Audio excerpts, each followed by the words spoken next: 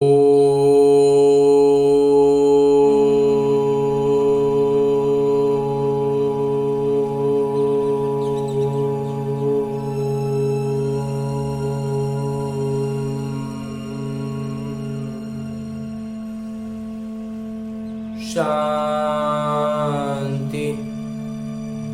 ओम शांति। बाबा बाबा ओम शांति। आज 28 मई 2023 की अव्यक्त मुरली है जो दोहराई जा रही है 23 दिसंबर 1994 की। आज की अव्यक्त मुरली का शीर्षक है कि अपने 3 स्वरूप सदा स्मृति में रहें। पहला है संगम युगी ब्राह्मण, दूसरा ब्राह्मण सो फरिश्ता और तीसरा है फरिश्ता सो देवता। ये 3 सीढ़ी के रूप में हमें हमेशा स्मृति में रखनी है। आज बाबा चारों ओर के बच्चों के 3 रूप देख रहे हैं। सबसे श्रेष्ठ स्वरूप है ब्राह्मण, और ब्राह्मण सो फरिश्ता और फरिश्ता सो देवता। ब्राह्मण स्वरूप, फरिश्ता स्वरूप और देवता स्वरूप। तो ब्राह्मण स्वरूप की विशेषता सर्व शक्तियों संपन्न स्वरूप की है। ब्राह्मण रूप के स्वरूप में है तो सर्व शक्तियों से संपन्न स्वरूप है, क्योंकि ब्राह्मण अर्थात मायाजीत बने तभी तो ब्राह्मण हुए। तो सर्व शक्ति संपन्न बनना ही मायाजीत बनना है। पहला स्वरूप ब्राह्मण, स्वयं को देखो। सबसे पहला स्वरूप हुआ ब्राह्मण। तो स्वयं को देखो कि ब्राह्मण स्वरूप की विशेषता यानी सर्व शक्तियां धारण हुई हैं। हो रही है बाबा, सर्व शक्तियां हैं, वह कोई शक्ति है। सर्व शक्तियां अभी तो पूरा नहीं महसूस कर पाते हैं बाबा। अगर एक शक्ति भी कमजोर है, वह कम है, तो ब्राह्मण स्वरूप के बदले बार बार क्षत्रिय अर्थात युद्ध करने वाले बन जाते हैं। क्षत्रिय का कर्तव्य है युद्ध करना और ब्राह्मण का कर्तव्य है सदा और सहज मायाजीत बनना, एकदम सहज। ब्राह्मण अर्थात विजयी, सदा सर्व शक्तियों अर्थात सर्व शस्त्रों से संपन्न है। और क्षत्रिय अर्थात कभी विजयी और कभी हार खाने वाले, क्योंकि शक्तियां मिलते हुए भी धारण नहीं कर सकते, इसलिए समय और परिस्थिति प्रमाण सदा विजयी नहीं बन सकते। युद्ध करेंगे तो कभी जीतेंगे कभी हारेंगे, वो तो नियम ही है। लेकिन जो सहज ही माया जीत बन गए, एकदम ज्ञान से इतने ऊपर हो गए कि वो युद्ध वाला काम से ऊपर उठ गए, तो वो हुए सच्चे ब्राह्मण। ब्राह्मण स्वरूप अर्थात सदा ताज, तख्त और तिलकधारी, विश्व कल्याण की जिम्मेदारी के ताजधारी हैं। सदा स्वतः स्मृति के तिलकधारी हैं और सदा बाबा के दिल तख्त नशीन है। जो बाबा ने 3 बातें कही कि ब्राह्मण का मतलब है सदा ताज, तख्त और तिलकधारी, तो कौन सा ताज, कौन सा तख्त और कौन सा तिलक, तो उसको बाबा प्यार से इतना अच्छा से उसको स्पष्ट कर रहे हैं कि तिलक, ताज होगा विश्व कल्याण का और तिलक होगी सदा और स्वतः स्मृति की, और तख्त होगा बाबा का दिल तख्त। तो क्षत्रिय एक रस, अचल अडोल न होने के कारण कभी अचल कभी हलचल, कभी अधिकारी और कभी बाबा से शक्ति मांगने वाले रोयाल भिखारी रहते हैं, लेकिन उसमें भी अपनी रॉयल्टी भिखारीपन में रखते हैं। तो ब्राह्मण अर्थात सदा अलौकिक मौज के जीवन में रहने वाले, सदा रूहानी सीरत और सूरत वाले। क्षत्रिय अर्थात कभी कैसे कभी बहुत ऊंचे कभी बहुत नीचे। तो अपने से पूछो, मैं कौन, मैं किस अवस्था में हूं। ब्राह्मण बन रहे बाबा, क्षत्रिय से ऊपर उठ रहे हैं। कभी ब्राह्मण कभी क्षत्रिय, यह सदा ब्राह्मण जीवन की विशेषताओं से संपन्न है, हो रहे हैं बाबा। लक्ष्य ब्राह्मण जीवन का है, लेकिन कभी ब्राह्मण कभी क्षत्रिय, ऐसे लक्षण तो नहीं है। लक्ष्य और लक्षण समान है, वह अंतर है। वास्तविकता में तो थोड़ा अंतर है बाबा। बोल और कर्म समान है, वह अंतर है। सभी ब्रह्मा कुमार कुमारी कहलाते हो ना? हाँ जी बाबा, कहलाते तो हैं, लेकिन थोड़ा अंतर भी आ जाता है, परिपक्वता में थोड़ी कमी है। कि क्षत्रिय कहलाते हो? अच्छा बाबा पूछते हैं कि ब्राह्मण ब्रह्मा कुमार कुमारी कहलाते हैं कि क्षत्रिय कहलाते हैं? नहीं, कहलाते तो ब्रह्मा कुमार कुमारी है। तो चंद्रवंशी कहलाना भी पसंद नहीं करते हो ना? नहीं बाबा। तो कोई कहे कि आप चंद्रवंशी हैं तो पसंद आएगा? नहीं। और कर्म क्या है? और कर्म, और जब कर्म के हिसाब से देखा जाए तो चंद्रवंशी के लायक भी नहीं होंगे। हम सभी आत्माएं अभी सब अपने आप को एक माना देते कि हम सब पुरुषार्थी है, लेकिन बाबा पूछ रहे हैं कि मुंह से जब कहेंगे, पूछेंगे कि चंद्रवंशी हैं, तो बोलेंगे नहीं नहीं यार, चंद्रवंशी नहीं, हमको सूर्यवंशी बनना है। लेकिन कर्म देखेंगे तो चंद्रवंशी के लायक भी नहीं निकलेंगे। तो जिस समय युद्ध में लगे हुए हो उस समय का फोटो अपना निकालो। जिस समय अंतर्द्वंद चलते रहता है उस समय का फोटो निकालो। फोटो निकालने का शौक तो बहुत होता है ना, तो अपना फोटो निकालना आता है या दूसरों का फोटो निकालना आता है? उस समय अपने आप को, उस समय की परिस्थिति में अपने आप को बाहर से देखना है।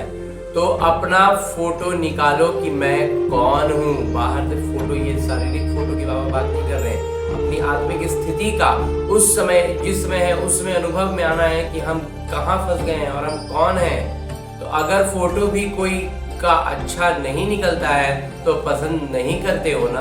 अगर जो लौकिक फोटो हम लोग निकलवाते हैं अगर उसमें अच्छा नहीं आया तो हम लोग अच्छा नहीं लगता है। तो सारे दिन में वह कितने बारी समय प्रति समय ब्राह्मण के बजाय क्षत्रिय बन जाते हैं, ये जांच करो। और जांच करके बदली करो, चेंज करो। सिर्फ जांच करके छोड़ नहीं देना है। जांच किया जाता है बदली करने के लिए, को चेंज करने के लिए। तो सभी के पास परिवर्तन शक्ति है। हाँ जी बाबा। कि कोई के पास नहीं है? नहीं बाबा, सबके पास है बाबा। ये तो बहुत अच्छी खुशी की बात है कि सभी के पास है। अब समय पर काम में लगाना आता है या कभी नहीं भी लगाते हो? इसमें फिर सब नंबर वार हो जाते हैं बाबा। क्योंकि शक्ति है तो समय पर काम आवे। दुश्मन है ही नहीं और शस्त्र बहुत बढ़िया है मेरे पास, और जब दुश्मन आवे तो शस्त्र काम में नहीं आ रहे हैं, सब शस्त्र में जंग लग गए हैं, तो क्या उसको शक्तिशाली कहेंगे? नहीं बाबा। तो सिर्फ ये जांच नहीं करो कि शक्ति है, लेकिन कर्म में समय प्रमाण, जिस समय उस शक्ति की जरूरत हो उस समय वो शक्ति चाहिए, वही शक्ति कार्य में लगाना आता है। सीख रहे हैं बाबा कि दुश्मन वार कर देता है और पीछे शक्ति याद आता है, उसके बाद शक्ति की याद आती है। तो ब्राह्मण जीवन की विशेषताओं को जांच करो। ब्राह्मण सो फरिश्ता बनेगा। ब्राह्मण पूरा अच्छा ब्राह्मण बनेंगे तब जाकर के फरिश्ता वाला प्रमोशन मिलेगा। तो क्षत्रिय सो फरिश्ता नहीं है, ब्राह्मण सो फरिश्ता है।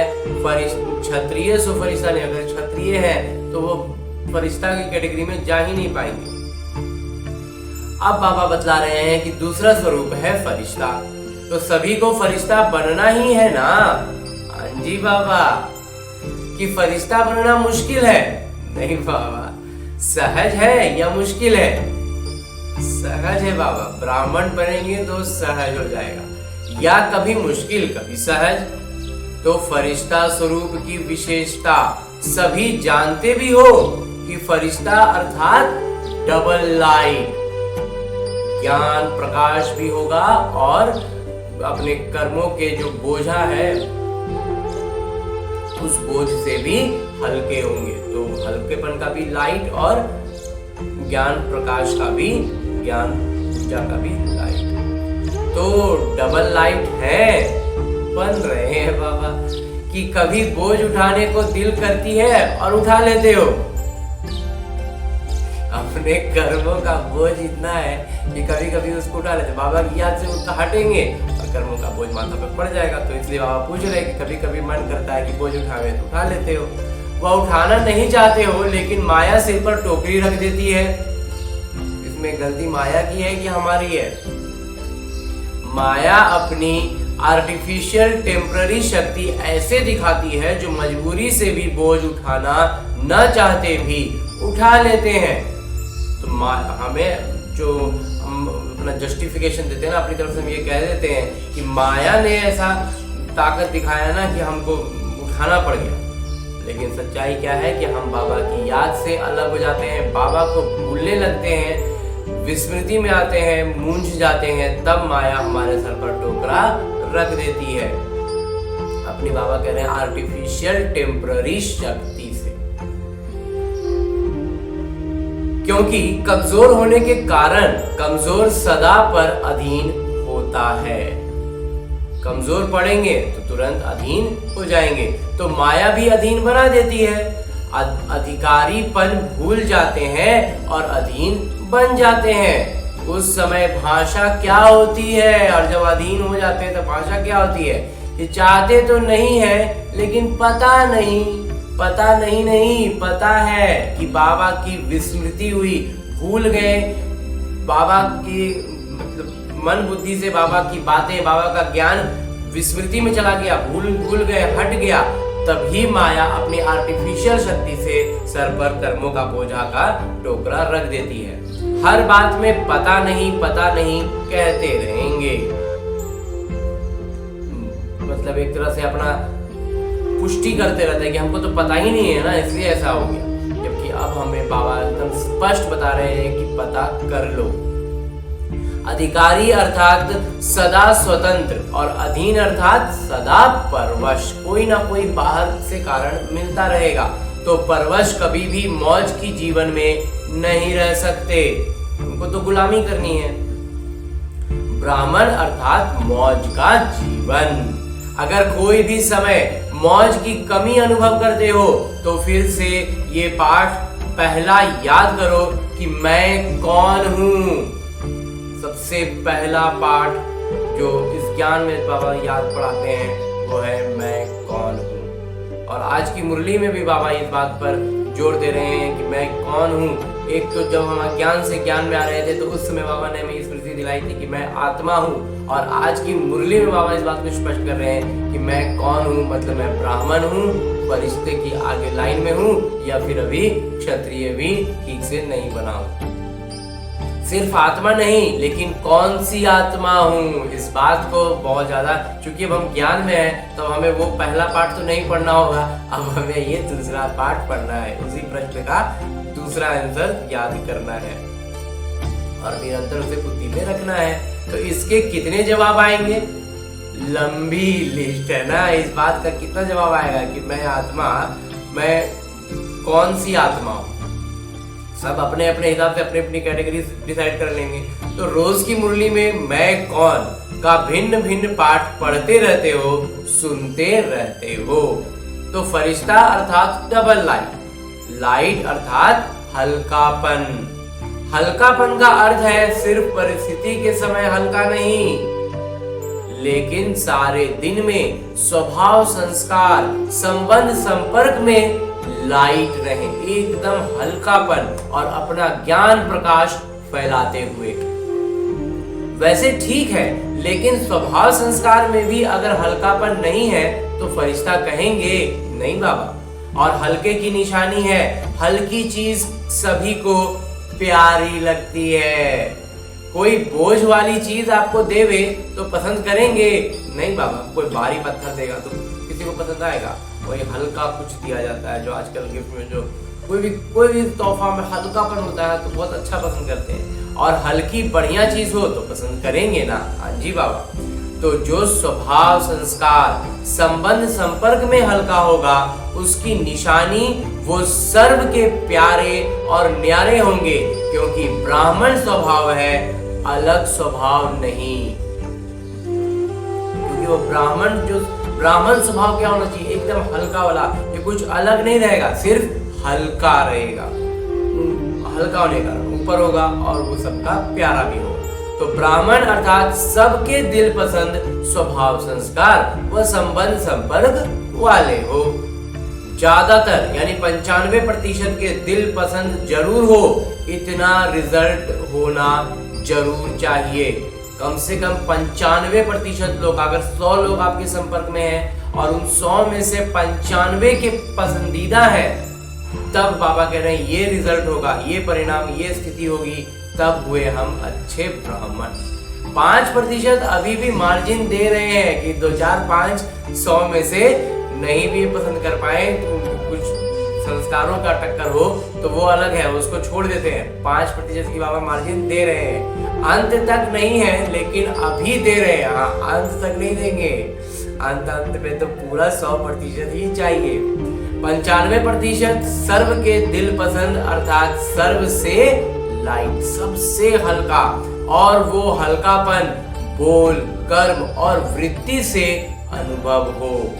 ऐसे नहीं कि मैं तो हल्का हूं लेकिन दूसरे मेरे को नहीं समझते, नहीं पहचानते, ये सब बहाने और ये सब बातें नहीं।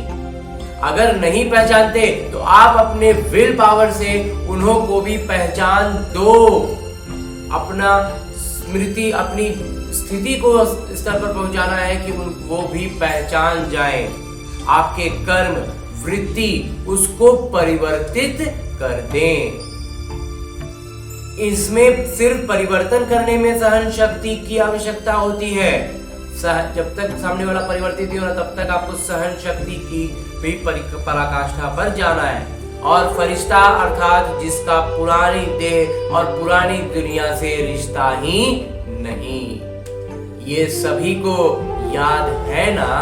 हाँ जी बाबा, कि अभी भी वो रहा हुआ है, पुराना देह से लगाव है क्या? नहीं बाबा। तो देह के संबंध से हल्के हो गए कि नहीं? हो रहे बाबा।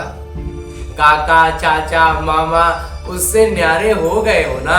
हाँ जी बाबा। कि अभी भी है? नहीं बाबा, न्यारे और प्यारे हैं, पूरा नहीं है बाबा, हो रहे हैं। प्यारे हैं लेकिन न्यारे होकर के प्यारे बनते हैं, ये गलती हो जाती है।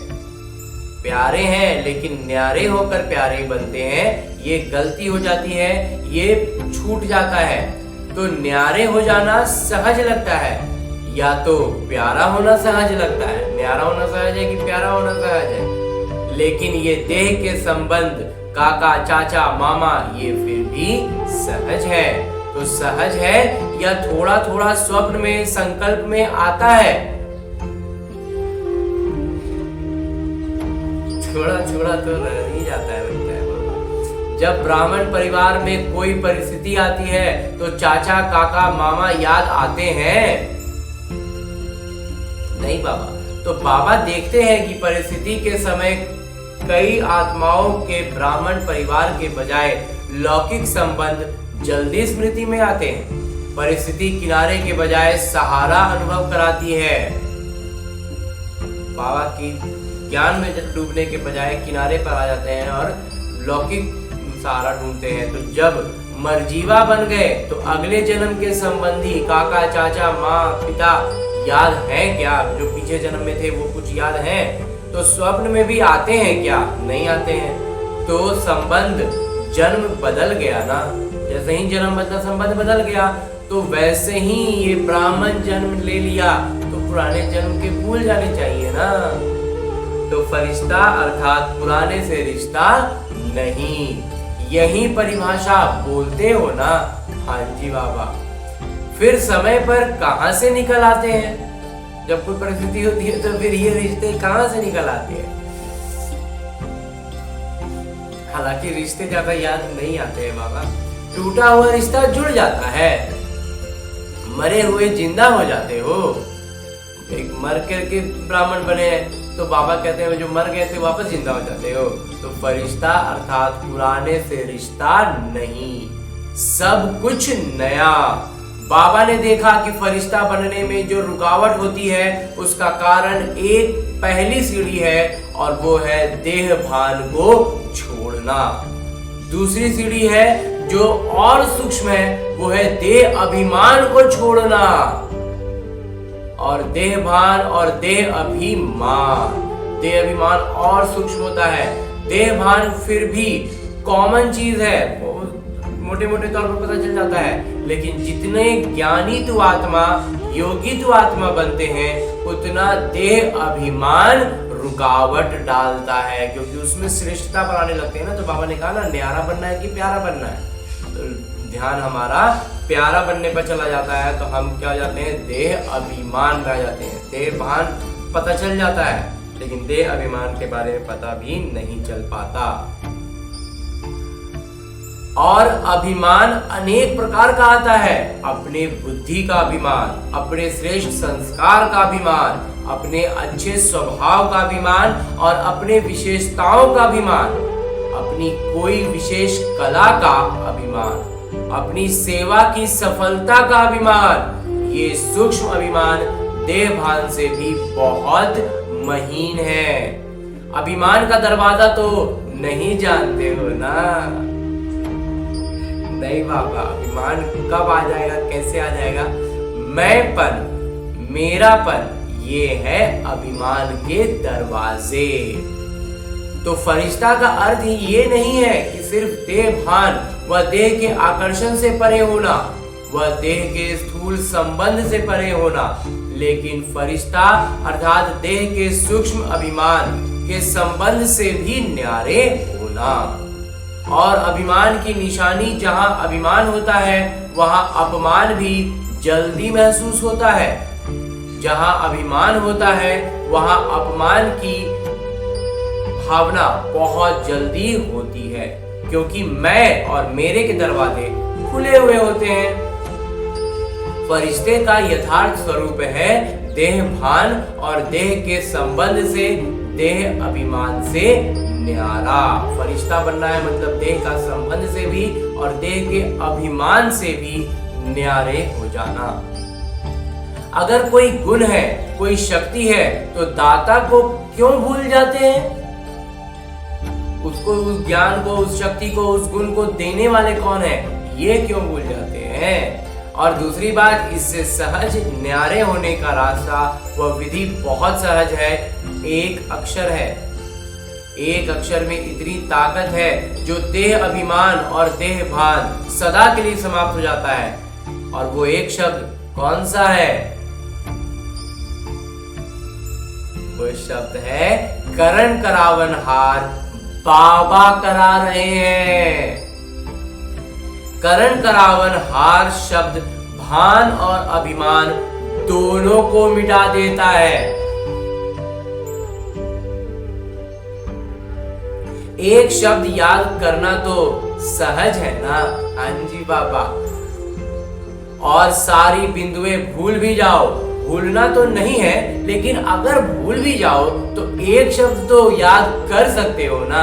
हाँ जी बाबा, ये शब्द अब कभी नहीं भूलना है। और करण करावन हार बाबा है।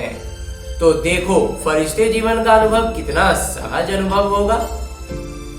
ब्रह्मा बाबा फरिश्ता बने किस आधार से? सदा करण करावन हार की स्मृति से समर्थ बने, फरिश्ते बने। फॉलो फादर है ना, पिता का अनुसरण करना है ना? हाँ जी बाबा। या फॉलो माया है, माया का अनुसरण करना है? नहीं बाबा, कभी माया भी मदर फादर बन जाती है, कभी कभी माया भी माता पिता बनती है क्या? नहीं बाबा। तो बड़ी अच्छी पालना और प्राप्ति कराती है, और वो पालना भी अच्छी देती है, प्राप्ति भी अच्छी कराती है, तो उसको माता पिता मान लेना है, उसी का अनुसरण करना चाहिए। लेकिन वो सब है धोखे की प्राप्ति, पहले प्राप्ति फिर धोखा। तो परखने की शक्ति तो है ना? हाँ जी बाबा। माया है या बाबा है, इसको समय पर परखना है। धोखा खाकर परखना ये कोई समझदारी नहीं हुई। धोखा खाकर तो सब समझ जाते हैं, लेकिन ज्ञानी तो आत्मा पहले ये परख कर स्वयं को बचा लेता है। तो समझा फरिश्ता किसको कहते हैं? हाँ जी बाबा। अब तीसरा है फरिश्ता सो देवता। अभी देवता बनना है या भविष्य में बनेंगे? अब ये बन जाना है कि भविष्य में बनेंगे। देवता अर्थात सर्व गुणों से सजे सजाए। ये दिव्य गुण संगम के देवता जीवन के श्रृंगार हैं। इस समय दिव्य गुणों से सजे सजाए होते हो, तभी भविष्य में स्थूल श्रृंगार से सजे सजाए रहते हो। अभी गुणों से हमें सजना है, सजे सजाए रहेंगे, तब वहां पर लौकिक में भी सजावट होगा। तो देवता अर्थात दिव्य गुणों से सजे सजाए। और दूसरा देवता अर्थात देने वाला। तो लेवता नहीं लेकिन देवता। तो दाता हो। हाँ जी बाबा। कभी लेवता कभी देवता नहीं बाबा। जांच करो कि दिव्य गुणों का श्रृंगार सदा रहता है या कभी कोई श्रृंगार भूल जाते हैं। कभी कोई श्रृंगार भूल जाता है? नहीं बाबा। संपूर्ण सर्वगुण संपन्न यही देवता जीवन की निशानी है। तो ये गुण ही गहने हैं। तो देखो कि ब्राह्मण स्वरूप की सर्व शक्तियां, फरिश्ते स्वरूप की डबल लाइट स्थिति और देवता स्वरूप की दातापन की निशानी और दिव्य गुणों से संपन्न बने हैं, बन रहे हैं बाबा। अभी पूरा कंप्लीट तो नहीं हुआ है, पूरा तो नहीं हुआ है। तो तीनों स्वरूप अनुभव करते हो? हाँ जी बाबा। जैसे बाबा के तीन संबंध, बाबा, शिक्षक और सद्गुरु सदा याद रहते, ऐसे ही ये तीन स्वरूप सदा याद रखो। समझा? हाँ जी बाबा। बनना तो आपको ही है या कोई और आने वाले हैं? नहीं बाबा, हमें ही बनना है, हमें आपने चुना है, आपको ही बनना है ना। हाँ जी बाबा। तो आज ब्राह्मण, कल फरिश्ता और कल देवता। अपने फरिश्ते स्वरूप को ज्ञान के दर्पण में देखो। फरिश्ते सदा उड़ते रहते हैं और ज्ञान देते रहते हैं। फरिश्ता आया, संदेश दिया और उड़ा। तो वो फरिश्ते कौन है? आप ही हो ना। हाँ जी बाबा। फलक से कहो कि हम ही थे, हम ही हैं और हम ही रहेंगे। पक्का है ना? हाँ जी बाबा। इसको कहा जाता है निश्चय बुद्धि विजयी। क्षत्रिय हो या विजयी हो, विजयी है बाबा। क्षत्रिय कोई तो बनेगा, कोई तो बनेगा। कोशिश पूरी रहेगी बाबा कि क्षत्रिय ना बने, पूरा पूरा ब्राह्मण बने। वो दूसरे बनेंगे क्या? तो आप ब्राह्मण हो। हाँ जी बाबा। चलते चलते कभी चंद्रवंशी में या सूर्यवंशी में, चलते चलते कभी चंद्रवंशी कभी सूर्यवंशी में नहीं बाबा, सदा सूर्यवंशी में रहेंगे। तो चंद्रवंशी तो पसंद नहीं है ना कि कभी कभी हो गए तो हर्जा नहीं है। नहीं बाबा, कभी कभी भी नहीं होना है। तो सब कौन हो? सूर्यवंशी हो ना, कि ब्राह्मण बने हो? ब्राह्मण बन रहे हैं बाबा। पक्के ब्राह्मण हो या थोड़े कच्चे? थोड़े कच्चे है बाबा। शक्तियां पक्की है, पूरी पक्की नहीं है बाबा। पांडव पक्के हैं। हाँ जी बाबा। अगर पक्के हैं तो सदा खुशखबरी के पत्र आवे। माया आ गई, ये हो गया, पता नहीं क्या हो गया, कैसे हो गया, ये संकल्प कभी भी नहीं हो। नहीं बाबा, ये सब संकल्प अब नहीं आते हैं। तो बाबा तो कहते हैं स्वप्न मात्र भी नहीं। तो स्वप्न में भी क्यों, क्या, नहीं, ऐसे पक्के हो? नहीं बाबा। शक्तियां महापक्की हो। हाँ जी बाबा। कहो पांडव पक्के तो हम महापक्के, क्योंकि शक्तियों को ही निमित्त बनाया है। तो निमित्त वाले ही कच्चे पक्के होंगे और तो औरों का क्या हाल होगा? जो निमित्त अगर वो कच्चे पक्के रहेंगे तो बाबा कहते हैं फिर औरों का क्या होगा? तो पांडव तो बैकबोन है, पूरे ज्ञान का रीढ़ की हड्डी है, पूरा मेन आधार है जिस पर सारा चीज चल रहा है, और वो कच्चे पक्के तो नहीं चलेंगे। तो बैकबोन बनना अच्छा लगता है ना? हाँ जी बाबा। या सामना करना अच्छा लगता है? बाबा दोनों तरफ से पूछ देते हैं। बैकबोन बनना अच्छा है या सेफ हो बहुत, नहीं तो मार खाते। बैकबोन ये खाते थे कि उस पर सब कुछ टिका हुआ होता है, लेकिन उसकी एक दूसरी है कि उसको सामना नहीं करना पड़ता। तो बाबा पूछ रहे कौन सा वाला पे जाना है? बैकबोन बनना अच्छा लगता है या सामना करना अच्छा लगता है? तो बैकबोन बनना अच्छा है, सेफ हो, बहुत बहुत सेफ हो जाते हैं इसमें, नहीं तो मार खाना पड़ता है। आगे आगे जो झेलेंगे उसको ज्यादा मार खाना पड़ेगा। अच्छा, सभी अपने स्वीट होम पहुंच गए। संकल्प था जाना है, और अभी फिर क्या संकल्प है? अभी भी जाना है ना? हाँ जी बाबा। सेवा अर्थ जा रहे हैं, इसलिए खुशी खुशी से जाते हैं। सेवा पर जाएंगे या दुकान पर जाएंगे, घर में जाएंगे, दफ्तर में जाएंगे, जहां भी जाएंगे बाबा को साथ में रखेंगे। चाहे दफ्तर हो चाहे घर हो, लेकिन सभी सेवा के स्थान है। चाहे अपनी दुकान पे जाए, अपने दफ्तर में जाए या घर में जाए, वो हर स्थान क्या है? सेवा का स्थान। तो सेवाधारियों की हर जगह सेवा है। तो मधुबन में आना और उमंग उत्साह का खजाना भरना और फिर सेवा पर जाना। खुशी खुशी से जाते हो ना? हाँ जी बाबा। कि मजबूरी में जाते हो? नहीं बाबा। सेवा मतलब खुशी। तो हिसाब किताब है, कर्ज चुकाने जा रहे हैं, ऐसे नहीं, फर्ज चुकाने जा रहे हैं। घर में बगुले बहुत हैं, अगर बगुले नहीं होंगे तो ज्ञान किसको देंगे? बहुत अच्छे से बाबा समझाते हैं कि हिसाब किताब चुकतू करने जा रहे हैं, कर्ज चुकाने जा रहे हैं, वो नहीं करना है। सिर्फ फर्ज निभाने जा रहे हैं और बगुलों को हंस बनाने जा रहे हैं। अगर वो बगुले नहीं होंगे तो हंस किसको बनाएंगे? ज्ञान किसको देंगे? तो हंस को हंस बनाएंगे क्या? नहीं बाबा। तो बगुलों को ही तो हंस बनाएंगे ना? हाँ जी बाबा। तो क्या याद रखेंगे कि हर स्थान सेवा स्थान है, और हम सिर्फ फर्ज निभाने जा रहे हैं और बगुलों को हंस बनाने का प्रयास कर रहे हैं। तो ब्राह्मण सो फरिश्ता, फरिश्ता सो देवता, पक्का रहेगा ना? हाँ जी बाबा। कि ट्रेन में जाते जाते एक भूल जाएंगे? नहीं बाबा।